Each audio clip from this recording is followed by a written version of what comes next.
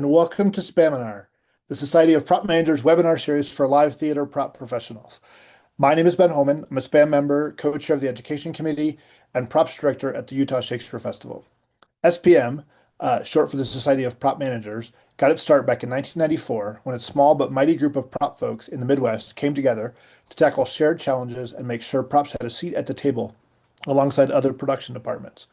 Fast forward to today, and we're a thriving group of over 150 professional prop managers and educators from theaters, opera companies, and schools, all connected through an international network. We share resources, swap tips, troubleshooting problems, and support each other with everything from safety to continuing education. Like our past webinars, tonight's session is Pay What You Can. Any donations go directly to support these programs and our annual grants for early career prop professionals. If you're able to chip in, we'll drop the link in the chat. Every bit helps, and we're super grateful for your support. Just a heads up, live transcription is on for today's webinar, so you can follow along in real time. And don't worry, if you miss anything, we're recording the session, and we'll share it later on our YouTube channel. Before we jump into all the bloody goodness, did you see that spam portfolio reviews are back?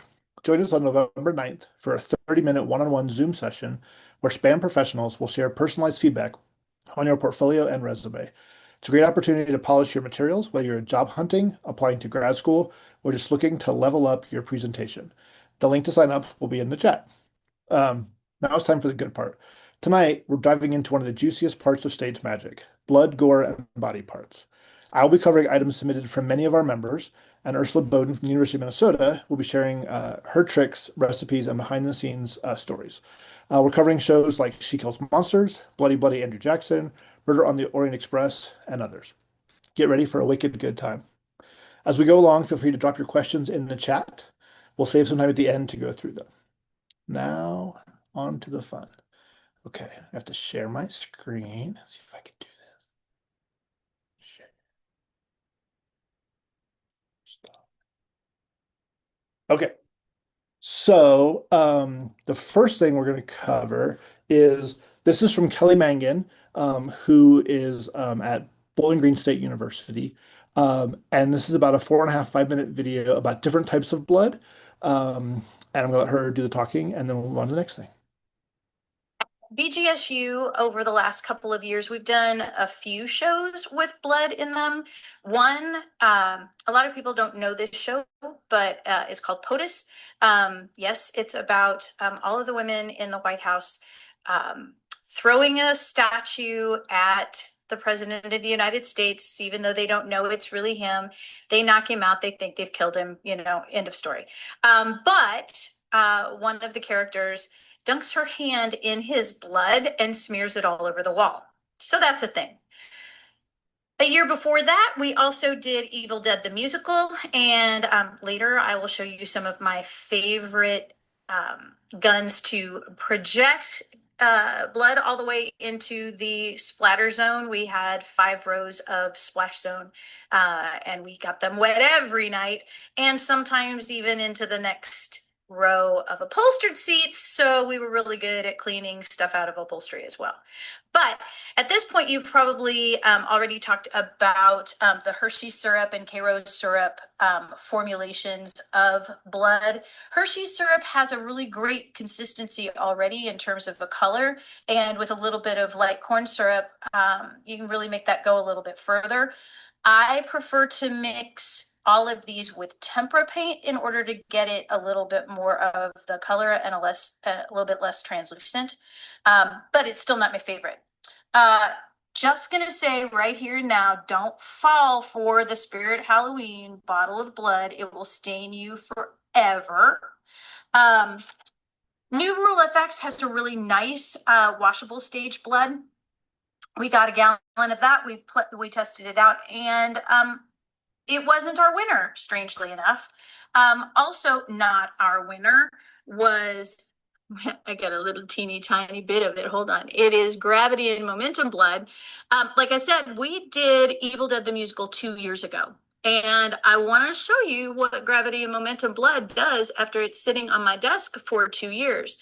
It has lost its color just a little bit. It's still plenty sticky, but it lost its color. I think I might have to have a conversation with them and find out Why? Because it's been sitting on my desk, not hot, not cold, but it's quite odd that it has no more blood color to it, like it did when it came. Here's my favorite. Brick in the Yard supply. It's a molding and casting supply. I got from them. Oh, I probably shouldn't have turned that. Okay, this flocking blood mix. I wanted to show you the way that it comes out of the package. And I'm going to try to do that while I'm holding the camera at the same time. Okay, so that's it. It is a powder. It is flocking like you get on a flocked Christmas tree. And because it is fiber, it doesn't stick to your skin the same way that it would if it was a dye. You embed this or you suspend this. Sorry about my fingers. I'm not good at this recording thing. You suspend it in glycerin. Here's my literally, oh, will like not try to look at those lights that are glaring off the ceiling. This is my 2-year-old container of flocking blood. I put a top on it, and when we were using it for the show, it was literally like this full and sitting in the hallway for the actress to go put her hands in. But I literally put the container top on it, and it has sat. It'll get hard, and then you just mix it back up with the glycerin, and it mixes up just pretty. You might be able to see as I mix it, and also on the spoon, you can kind of see that it is not dye, it is fiber on that surface of the spoon. That's what makes it not stain.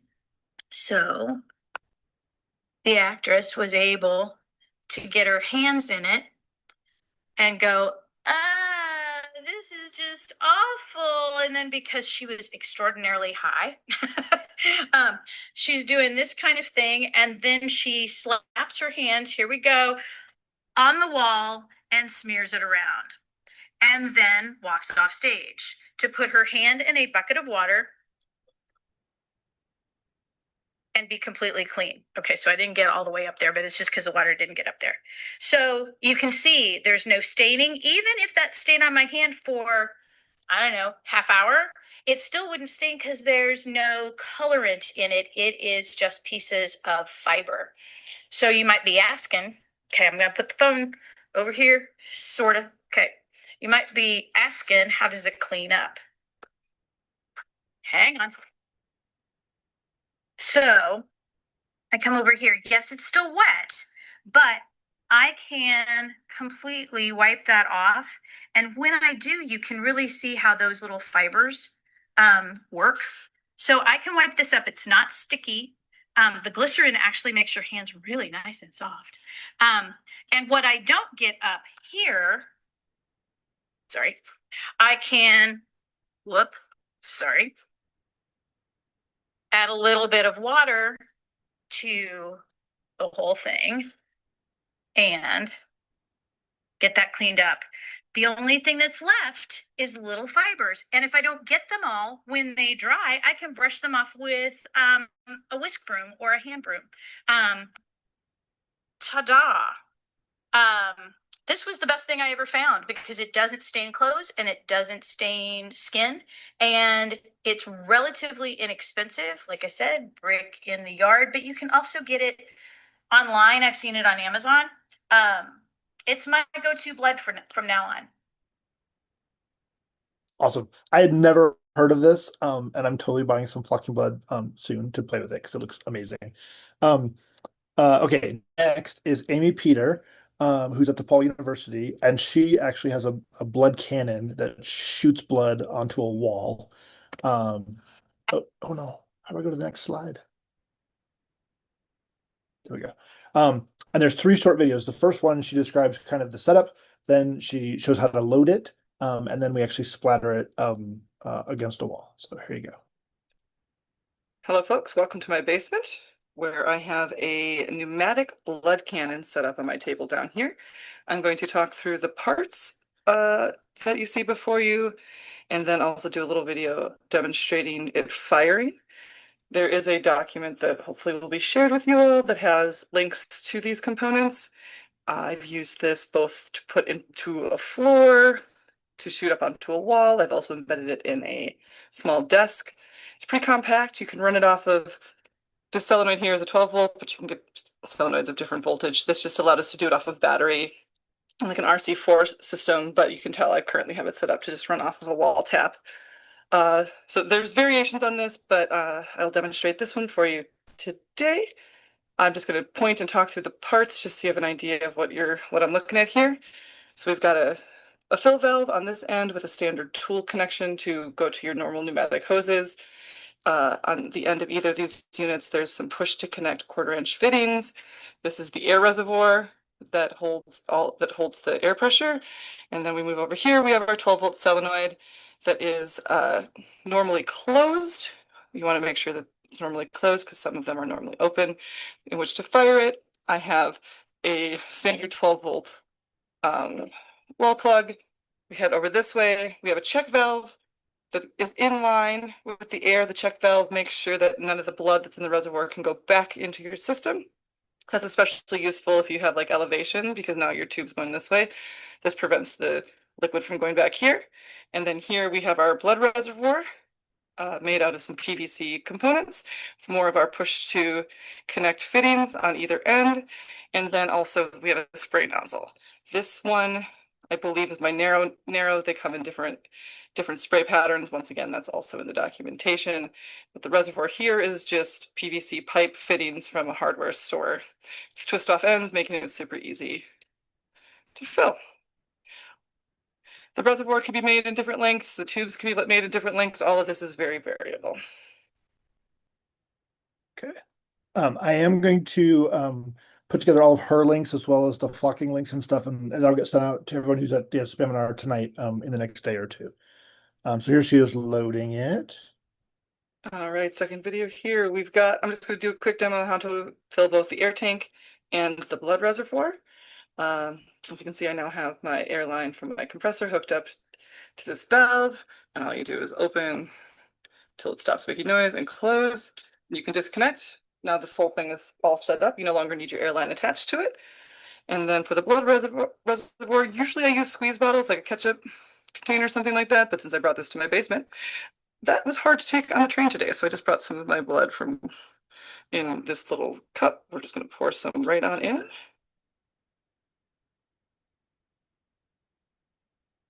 And close it up.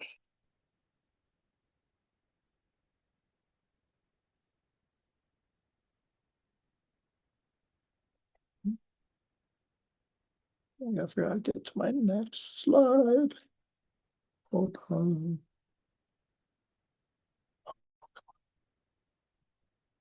All right, second video here. I'm just going to. Okay, here we go. What better place to fire blood cannon off than in my creepy basement shower? 3, 2, 1.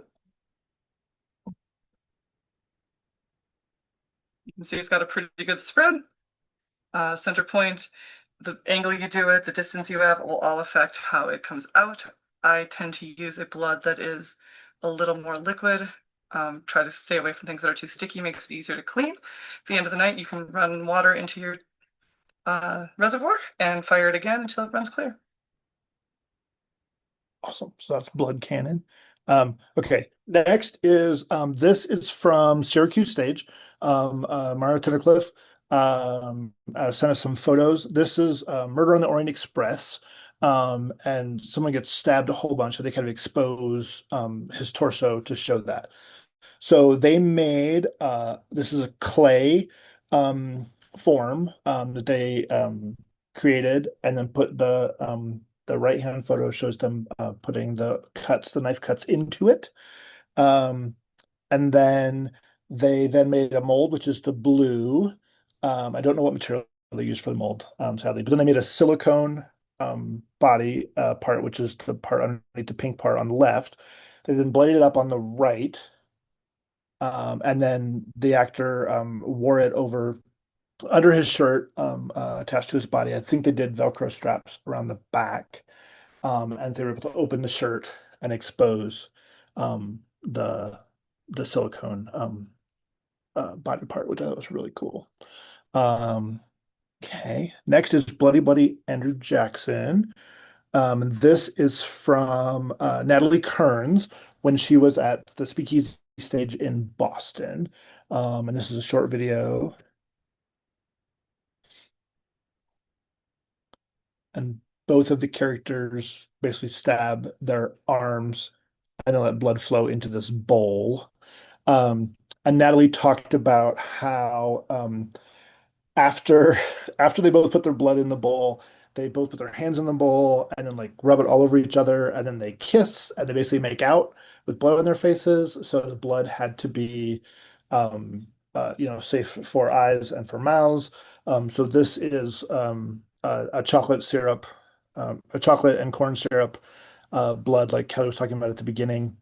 And the way this effect was achieved, I have two more photos. This is her stabbing. So basically, each of them had an IV bag hidden under their shirt on their upper arm, um, with the tube running right to the edge of their shirt, um, and a little bit of wax or hot glue put in the end, so it wouldn't spread until they wanted it to.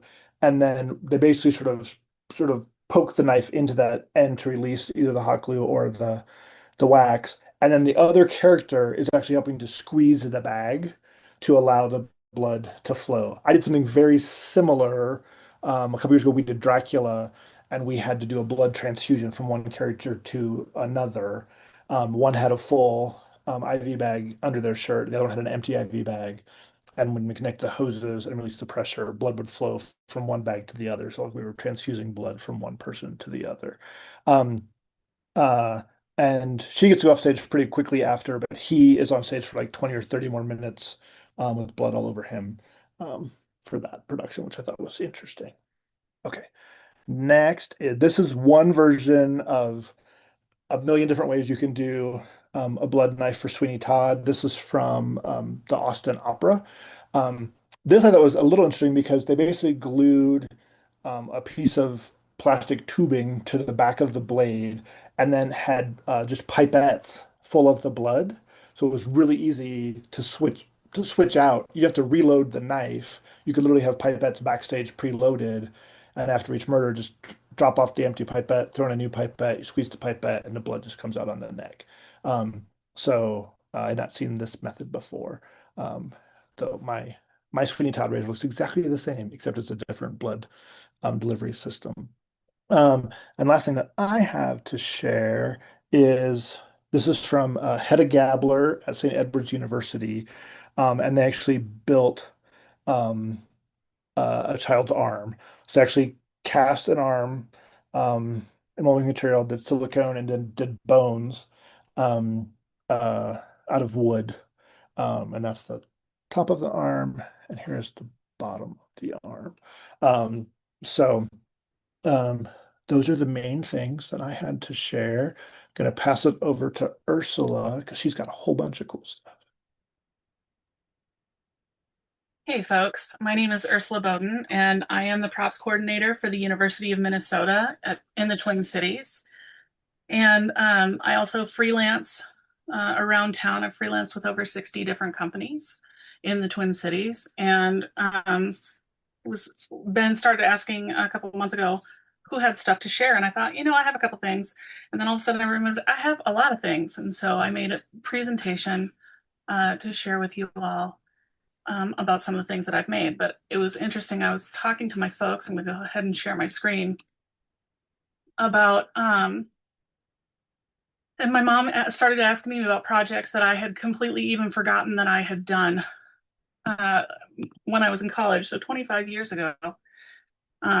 Things for the Crucible, showing torture. Also, Flaming Guns of the Purple Sage is one that's kind of classic, where they have just a ton of blood on stage. You have to create different types of blood. Always want to be sort of cognizant of where your blood is being applied. I needed to make face blood, so safe for, as Ben was saying, safe for eyes and face and mouth. But also they had me mixing 5-gallon buckets of blood. I would come in about 2 times a week to mix just make the blood for them. I started at the University of Minnesota. The first show that I worked on with them was She Kills Monsters. And there are a lot of different moments that you can do in She Kills Monsters. One of the ones that I loved the most creating was the torn out throat. One character, a fairy we have an adventurer who comes on stage and a fairy just immediately rips out his throat. And so I created an effect starting with a base of like dance fabric that was skin toned for him, skin matched. And then I just used what I had in my shop. And so to create the sort of trachea spinal cord box for it, there was some tubing, just some plastic tubing. I had the yellow rubber tubing right there. I used ethafoam, which is kind of one of the classic things that you can use, and just sort of started mixing a bunch of stuff together. I used probably a lot of, in this case, I used liquid latex.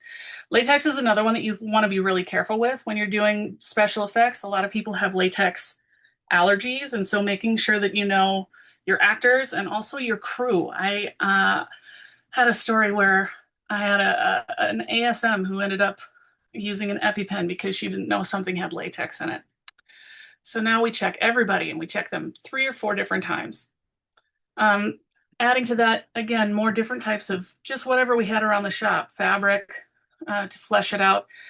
And then using what I call dry wet blood. I got the dry wet blood from Jen Mottman, who was at Minnesota Opera. And she had, I think that I've maybe heard of it from some other folks, but we'll cover what that is in a couple of minutes on a different slide. But this was the moment that this was the first time I think that we tried it in rehearsal, getting on stage.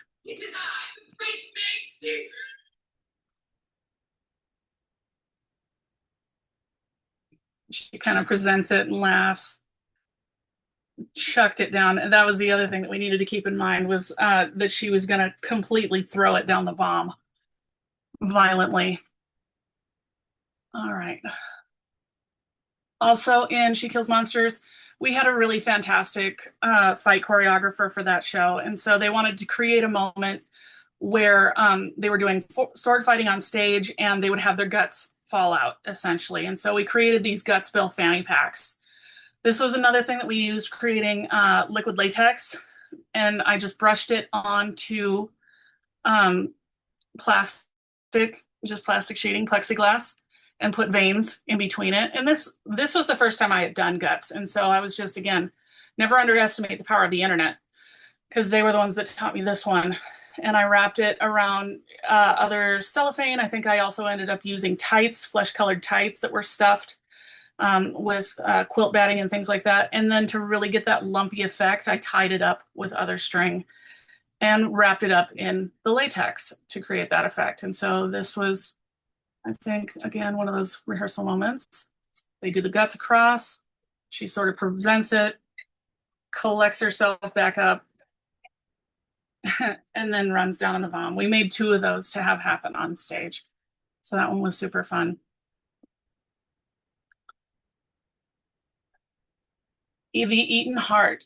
We have deadly cheerleaders in She Kills Monsters, and they eat the heart of a character on stage. This was another one had just never done this before. So I was trying all different kinds of things. And the thing that, this is the first time I did it, but I ended up doing this again for another show. And so what I did figure out is using a combination of, this was just sugar-free Jell-O, a little bit of blue food coloring, just like a drop or 2, additional gelatin to make it firmer, and coconut milk to add the opacity, because otherwise it ended up being really clear. And that wasn't exactly what we wanted. I also tried to freeze it to make it go faster, and you end up with this weird slushy kind of thing that doesn't melt as well. Same thing with making sure that you kind of have your coconut milk stirred up, otherwise you end up with this weird congealed mess on the back side of that. And so we tried a few different things with fruit by the foot colored veins and things that were fun. That ultimately didn't end up reading for our stage, so I didn't do it. This was pretty much as simple as it got. And you can see this moment goes by pretty quickly anyways. She rips it in half, hands it to her friend. And they eat it on stage. Ursula, someone's asking how you shaped the heart. How did I shape the heart? That is actually a mold that's available on Amazon. I'm pretty sure that's where I got it. They had a few different. This is another weird pro tip when you're shopping Amazon for props in general. This was a mold that I bought online. This was not the first mold that I bought because the first one that the heart was the size of a baby fist. And so you can see this one's pretty sizable. And we'll go through it again because, like I said, I ended up doing another eaten heart. So this is our trigger warning moment because this is a particularly gross one that we had to do. This was for the amateurs, and blood and guts and gore isn't always just blood and guts and gore. There's sometimes these special effect moments that are just sort of body gross that we get to figure out. And so in this particular show, there's a character who has the plague, and we were experimenting with how to pop a bubo on stage. And so I ended up using, ended up using guar gum to create the pus that was there. We decided all the discussions you get to have in production meetings, they're super fun. Do we want blood in the pus? No, we decided we didn't want blood in the pus. So we kept with this. At first, we were going to try for a makeup application. And so I started out with, again, liquid latex in this little mold that we would fill and then apply to his chest. But it turned out he was a very sweaty individual. And so getting things to stick to him for any amount of time, even just from off stage to on stage, was very difficult.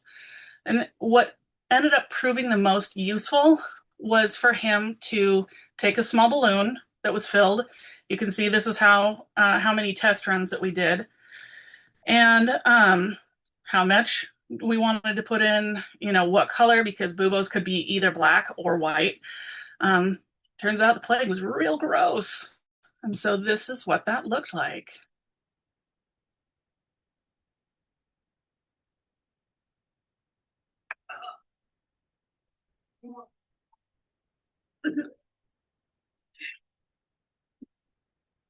It kept dripping. There was all kinds of good stuff. This is the one and only time I've had a production manager text me from a final dress rehearsal and say, you just made the audience dry heave. So sort of a small feather in my cap. Troilus and Cressida. For us, they needed to have a corpse for Patroclus. And of course, Patroclus was not Hercules, Achilles' partner, lover. And then at the end, he gets killed and he gets dragged behind a horse. And so initially we started with just the body. We went fairly minimal. They asked for a lot more blood. And for this effect as well, they were very particular because they were going to be carrying it across the stage, that they wanted it to be the real body weight. They wanted these folks. We actually ended up compromising on that one because I put in 40 pounds and they were like, this is really heavy. I was like, yep, you're right. And so this is another one where for this, to create the body shape, we used 40 pounds of sandbags, basically, foam mannequin parts, and then just gaffed the heck out of it. Covered it with muslin, and then the black strapping to show that he had been tied up, and then dried wet blood. So we had a lot of testing to do to sort of figure out, again, which kind of blood. We almost always end up using gravity and momentum. But like I said, dry wet blood is fantastic because even though it looks nice and goopy and wet and drippy, that's completely dry. And so very, very useful for on-stage purposes. Everybody stays clean. So I was asked to do a show called Kung Fu Zombie Saga. Again, this is the step-by-step for the eaten heart. And again, each heart was 1 package of sugar-free Jello, 1 cup of coconut milk, 2 tablespoons of gelatin, 1 cup of water, just cold water, and 2 to 3 drops of blue food coloring. And so I use a lot of glass, non-breakable glass. So a lot of Pyrex when I'm doing projects like this. It doesn't stain, it's clean, it's really fast. I needed to create a lot of these. There was at least 1 per show that was consumed. And so I got to where I could turn out a heart in it took me about 5 minutes to prep and make in my kitchen, and then about 2 hours to set. And so I was able, in a good night, I could make about 4. So start with your boiling water, add your Jello mix, tiny bit of blue food coloring, then mix in your coconut milk, put it in your form. This is that form that I was talking about was available on Amazon. And then to keep this so that it was not tippy, because it is literally the shape of the heart on the relief side, I set it in another Tupperware that was full of rice. And I think I actually put ice in this one too, because that I could put on the ice on the outside as long as the whole thing wasn't chilled down to below freezing. Kung Fu Zombie Saga, as the name indicates, probably had a whole bunch of really fun, cool effects. I wanted to try a much faster version of making intestines because the latex brushing is intensive. It takes a lot of time, and I didn't have a lot of time, and I needed to make a lot of stuff. This was also a moment where, like I said, I thankfully had gone through and asked everybody, what does everybody's allergies look like? And sort of at that last moment, the ASM was like, oh, I have an allergy to latex. I'm like, good, then we're not going to use it. So we went back, and this is silicone. This is a 2-part mixing silicone. And this is just the classic dragon skin that you can get at any Blick, essentially. And I took flesh-colored tights in this instance. I did some stuffing of them. You can see I've got like netting that was in some of them. I used like a really chunky yarn for some of them. And then I would mix up the 2 parts in a big, big bowl and submerge, just pass that through there. And then the important part for this one was to stretch it between the 2 different, to that height, essentially, so that when it dried, it sort of crumpled up on itself and it made that more battered shape. And so they were able to use these to on stage as like scarves, and just, it was a weird show. Fun show, very fun show, but kind of weird. And I discovered that using all the excess silicone from the bowl, I could create all kinds of other fun, cool effects with that as well. This is, again, Kung Fu Zombie Saga, another example of the dry wet blood effect put to great effect. And so dry wet blood is amber colored shellac. You could use regular colored shellac, just plain, if you want to. I think that the amber gives it just a little bit of depth. And then using leather dye to mix in. And the colors that I used were oxblood, and then they have just a basic red and a little bit of brown.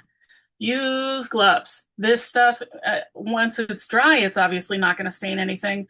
But if you're using it, even just while you're prepping things, this will dry on you, and it will, because it has those leather dyes in it, you'll be stuck with it for a long time. We made eyeballs. These were just white foam balls with acrylic paints, and then I used the dry wet blood on them. I know we saw in the slideshow earlier, there was a very beautiful head that looked like it had been cast from an actor. I did it the fast and easy way, which is where I used a foam wig form, and then I covered it with a mask. Again, a silicone mask. All of this was Amazon. Used a lot of the same things that I used for the torn out throat to give all those guts coming out of there. And then my husband joked that he looked like Keanu Reeves. So I had to give him a haircut. But I think mine is hidden behind my thing over here, but she presented the head after she cut it off on stage, and it was a fantastic moment. And fingers, toes, other small little bits and pieces, I used Model Magic for mixing different colors to, again, come up with a variety of skin tones, as it was a very diverse cast. This was also where I found out that dry wet blood will not work with model magic. So into the woods. We have a moment where the stepsisters try on Cinderella's shoe. They try to force it to fit by cutting off a toe and then cutting off a heel. This was one of those fantastic moments where I was overhiring. This happened to be at the Guthrie Theater. And Karen, who we know and love, she's the president of Spam, and she said, I think this is going to get cut, so please don't spend more than about 20 minutes on this.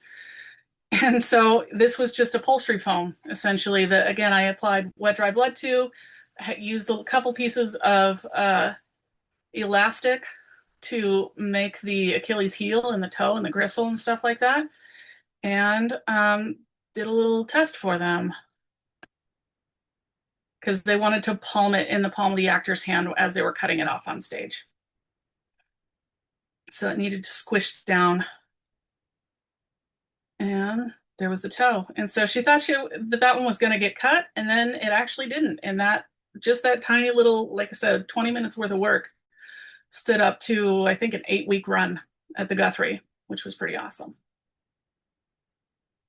So back to the University of Minnesota. This was a show called Fucking A, and this ended up being a crazy, crazy show for so many different reasons.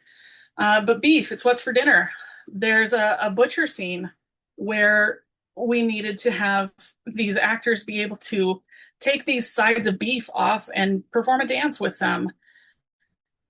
And so I put it to my grad student at the time. She's phenomenal. We're going to see a whole bunch of her work for the rest of this, to make these sides of beef. And she really took this project and she ran with it. Jacelyn Stewart, she has since graduated, and she is phenomenal. And so her process was featured in an article who was actually written. I think Q is here. Angelique Powers is here, and I will put her link in the chat afterwards. But honestly, if you Google Roscoe meat, you'll find the article, because it was featured on Roscoe's website because she used a lot of different Roscoe products in the creation of this beef. But this is really just pink foam that was carved out and painted. She used pantyhose over it to sort of create those fibrous edges. And our favorite dry wet blood, always, that happened on there. They also asked us relatively late in the process to create a piece of meat that could be butchered on stage.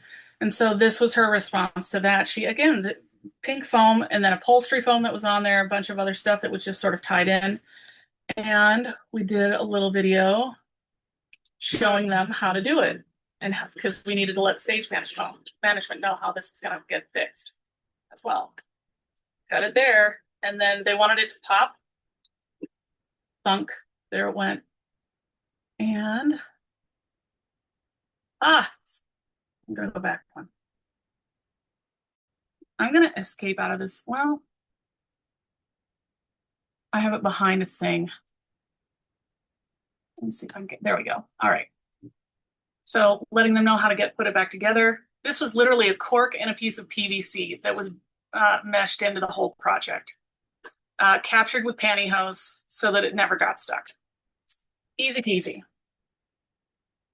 I had to leave this show for personal reasons, and so JC took on doing the blood effect. There was a throat slash that needed to happen right at the end, and of course our amazing show photographer Dan Norman got just the most phenomenal pictures of it. And so here's JC doing the test for it. This was just a blood bag that was placed underneath the collar of the shirt. So we actually tried to do like what she did for the Bloody Andrew Jackson, and it wasn't reading the way we wanted it to. So we ended up just using a simple blood bag. Here's her test. There it went.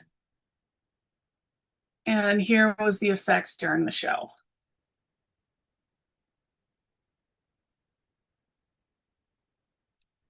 Really worked to great effect. Anne Boleyn. Anne Boleyn, we were building Anne Boleyn while we were building Fucking A, which was an interesting process. First thing that we do in Anne Boleyn is Anne Boleyn presents her head to the audience. And so we needed to find something that looked, again, similar to our actor who has very fine bone structure. Again, thankfully, we were able to use a wig form for that, realistic eyes. In the script, they have it where she's supposed to open the eyes and wiggle them back and forth, which was super gross. And so we used silicone eyelids, again, available from your friendly Amazon, with fake eyelashes. JC, again, did all of this creation. And she pulled it right out of the bag. It looked fantastic on stage. Same process that I used before. She actually used sculptor coat and epoxy clay to do the building up of the features to make them more similar to the actor. So that was, again, University of Minnesota for Anne Boleyn. We came back last year with Witch. We needed to do another stabbing on stage. We seem to be doing a lot of those lately.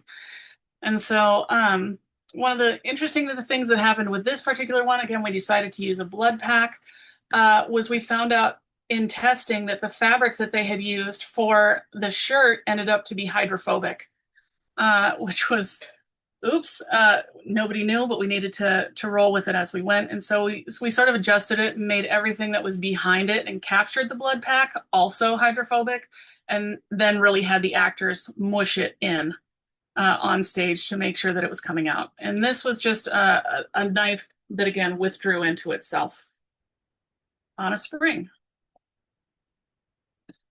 This year we did The Ferryman. The Ferryman is a 3-hour epic Irish play that ends in the fastest ending you've ever seen, including a headshot with a gunshot to the head and a throat slash, very quick sequence. And so we used a very similar technique to what they did with the blood cannon. We did not have a valve on this side to stop backflow. And so what we figured out is I took these pieces of PVC and, again, used the gelatin capsule in there. So I just made gelatin in the bottom inch of it to make sure that nothing backflowed into the system. And that worked out really, really well.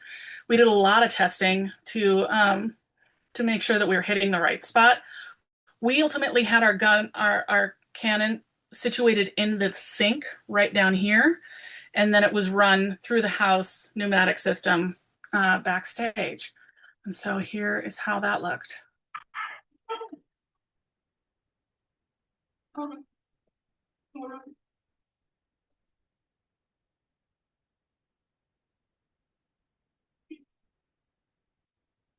That fast. The knife slash was achieved. The actor who had his throat slashed in this one had 2 blood bags, one in each hand. And so he impacted one against his chest after the slash, and then he brought the other one up. And so that's what made the extra mess. And then the blood cannon, again, just fired from the sink up towards that light fixture. And that is the end of my, what I have to share with everybody. So I'll head back and give that back. All right. Awesome. One of the questions that was asked is the hearts you made for the Kung Fu show, since you made them at home, how much time between you making them and then being on stage, and how did you like maintain and like store them?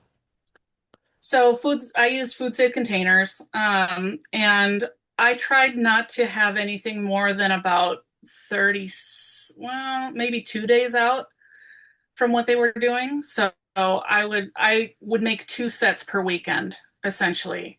There was one week where I think they had shows Wednesday, Thursday, Friday, 2 on Saturday, and 1 on Sunday.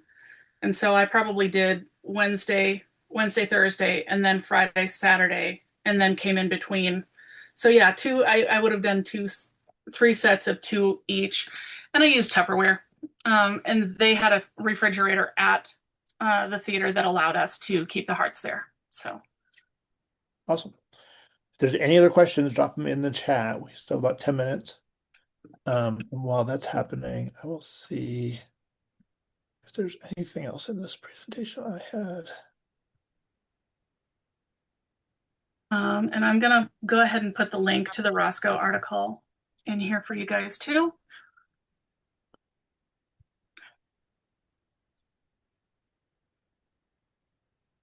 And I'll include that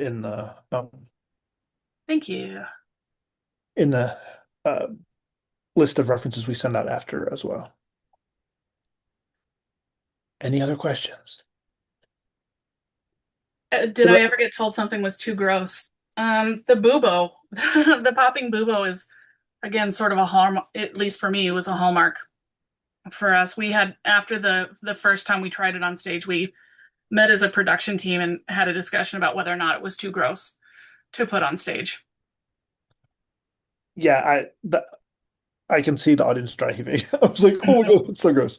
Um, someone's doing an extremely bloody show at the end of spring, a Tarantino level of blood. Do you have tips or products best for cleaning blood out of costumes, scenery, furniture, etc., especially in bulk? I really love Kelly's idea about the flocking blood.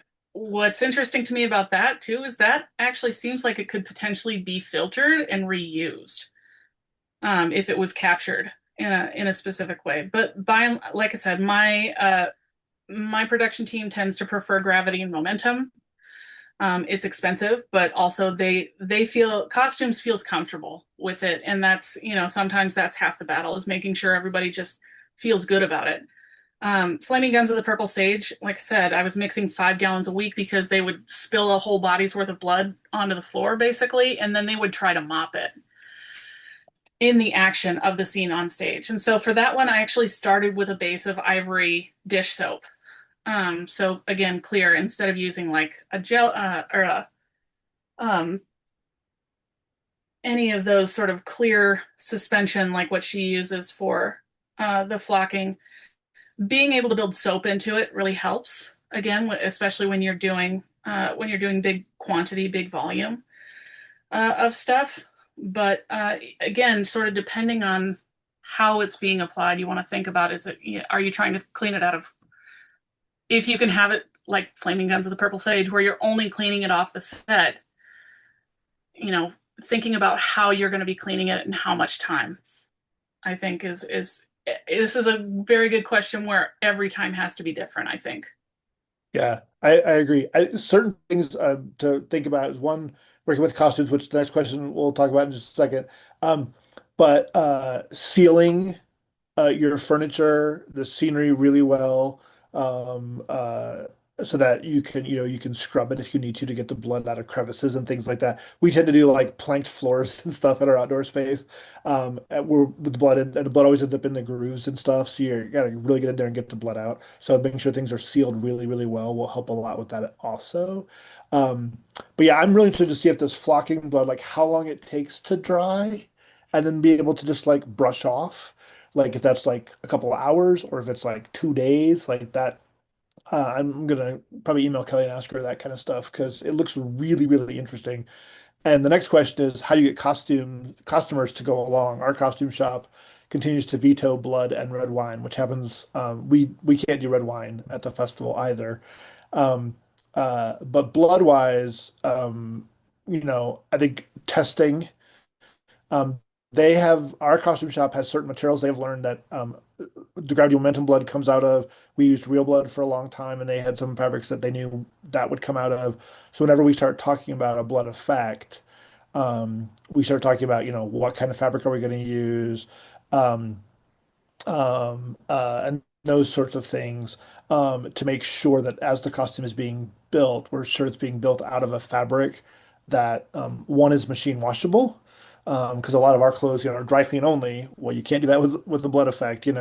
So make sure you can get thrown in the washing machine. And we start talking about, the path of blood, from when it first appears on stage until it gets backstage. Where's it going to track? Who else is going to be in that path? All that kind of stuff. But just being really clear, and doing testing early and showing, that it can come out, and trying to minimize it. We have learned, half the time that we want a blood effect because of either lighting or something else, it's not going to read. So we push really hard for the dry wet blood look.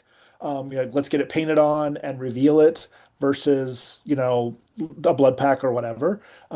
So finding the most effective visual, um, in the simplest form. So if it can be dry and be applied as a dry application or something like that, like that's going to be your best thing because then everybody's going to be happy. But if you have to go with wet, then make sure everybody's involved from the get-go, what the expectations are, what the director wants, and making sure that the end product actually reads and is worth it. And then everyone understands like the cleanup process and all that kind of stuff. It's going to be hard, but you know, communicate. Do you have anything to add about that, Ursula? I agree with it. Like I said, for us, costumes were the first folks that brought me gravity and momentum. So I tend to just sort of we know what it is, we know what it does, we know what it can do. So that generally tends to be where we start from. And again, you can see sometimes it can backfire. That shirt for Witch was truly hydrophobic. Like you had to mash that blood to get it to come through. Um, in that particular instance. But I agree with what Arden has to say over here, where again, that transparency and having those conversations from the earliest meetings, um, to and doing those tests, like that's why that stuff is important. You can be like, well, I've used this product before, and it's going to be fine. But showing them that you're doing the legwork and putting in the testing, I think is really really valuable. And yeah, not taking chances on rentals, being thoughtful about like the type of fabrics that you're putting that again, having those conversations long and full. So Owen has a question about, we have a character that gets hit in the head multiple times. Where would we recommend putting in the blood pack? What do you think, Ben? Oh, geez. Um, do they fall to the floor? Um, wow, that's in the head. Um, Is it Owen, can you tell us a little bit more? Is there yeah, a weapon that's being implemented? yeah, are they wigged? Um,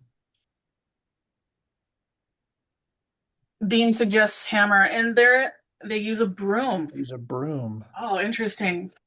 Um, My initial pack is, yeah, attaching it to the weapon if we can. But you want being careful about what is actually being impacted. That also brings me back. You thinking about what a character would naturally do sometimes gives you the answer. And with the person, your first impulse is Right. to touch your head, Yeah. is to put it in the hand and Yep. impact the head that way. Yeah. Um, I, if you want it to grow in volume, you can again sort of play with how much gets sort of squeezed out of your blood pack each time as well. Like, is there one that sort of has a multi-step break in it? Because I make my blood packs using press and seal, so just a kitchen plastic, press and seal, and an impulse sealer. Impulse sealers, again, a tool that you can get online from Amazon for $30. And that's how folks who have their own like Etsy stores and stuff like that seal their plastics to go on stage. And the key with making blood packs is making sure that they're nice and tight. Um,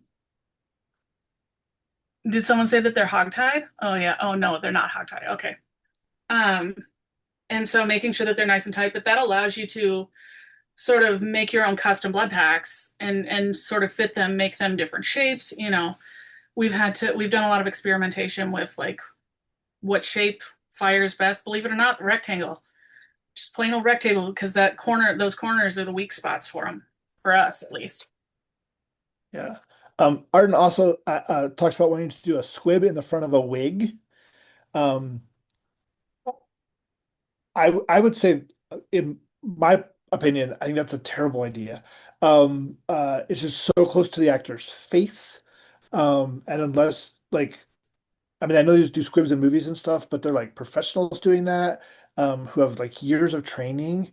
Um, I would worry so much about like how that gets fired off and the safety of it by the actor and the face and the noise and like all that kind of stuff. So, um, I don't have enough knowledge to feel like how to do that safely. So I would approach that idea with extreme caution.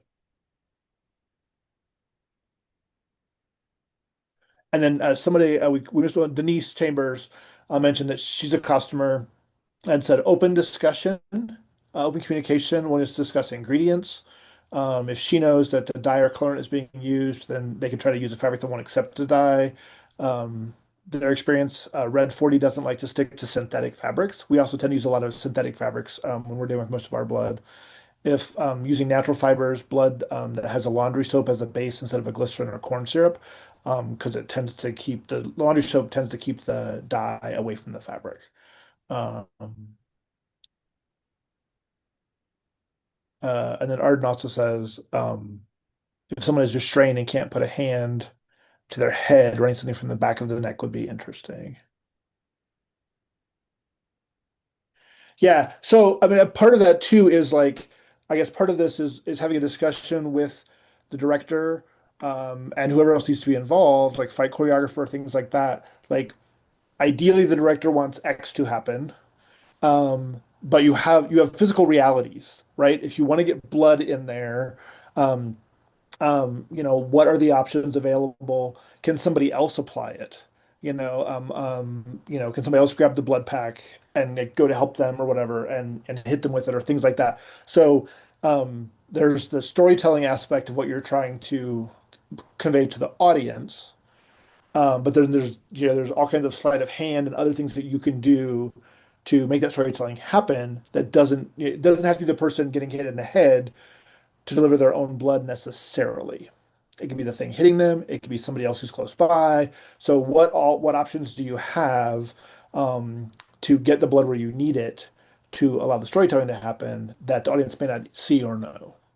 And at some point you have to come to a compromise that fits the storytelling but allows for that moment to happen. And sometimes it may not be 100% what anybody wants, but with good communication and working together, you can achieve the effect in the end. I think another thing that's really underestimated is time. Time, practice. So allow for way more practice time than you need. That's one of the things that I love about our production manager at the U. She sends out a thing that talks about tech time and how if we have an effect that we think we're going to need tech time for and how much time we think we're going to need. Um, that has saved us so many times, because again, the ferryman, the gunshot, and the knife, the very first time we tried it, which we allowed for like half an hour or 45 minutes to do it because we, got costumes and everything else to work out. It didn't work. It didn't work like 5 times. You know what I mean? So there's little things that just never quite happen sometimes. They don't happen the way that you expect them to. An actor delivers it not in the way that you've trained them to sometimes. Like any number of things that can happen. Allowing yourself enough practice. It's like anything. It's rote memorization. Everybody needs to do the same thing right every single time. And that takes time and it takes training. And I think that that's something that I have underestimated in the first couple times that I've tried an effect every once in a while and been like, ooh, more time. We maybe should have allowed for more time for this. So Absolutely. Well, we're about out of time, so thank you, Ursula, for all those amazing examples and for the answers to the questions, and also all the other spam members who submitted examples for the insights. And thank you all for joining the conversation. We hope you're leaving with some fresh ideas and inspiration for awesome gore and blood effects for future productions. We have more spam webinars in the works, so keep an eye out for announcements and definitely keep those topic suggestions coming. We want to hear what you want to learn about. You'll get a survey after this, and please fill it out and get it back to us. And also later in the week, you'll get an email with a document that has links to Amy's parts, the flocking blood, and some other things as well. If you're a working prop manager in nonprofit theater, opera, children's theater, or an educator teaching props, we'd love to have you join SPAM. Just head to our website or click on the link in the chat to sign up. You can also find us on Facebook, Instagram, and YouTube. Those links will also be in the chat. A big shout out to Spam and our amazing members who make these sessions happen. Ursula tonight, myself, Nikki Kulis, Jen McClure, Amy Peter, Sarah Pugh, and Karen Robbie, who are the Spam committee and kind of make these things, the Spam and our committee make these things happen. Thanks again for joining us. And hopefully you'll catch us in November. We're doing a cake decorating session and we're taking December off and we'll be back in January. So thank you all. And we will see you at the next one. Good night.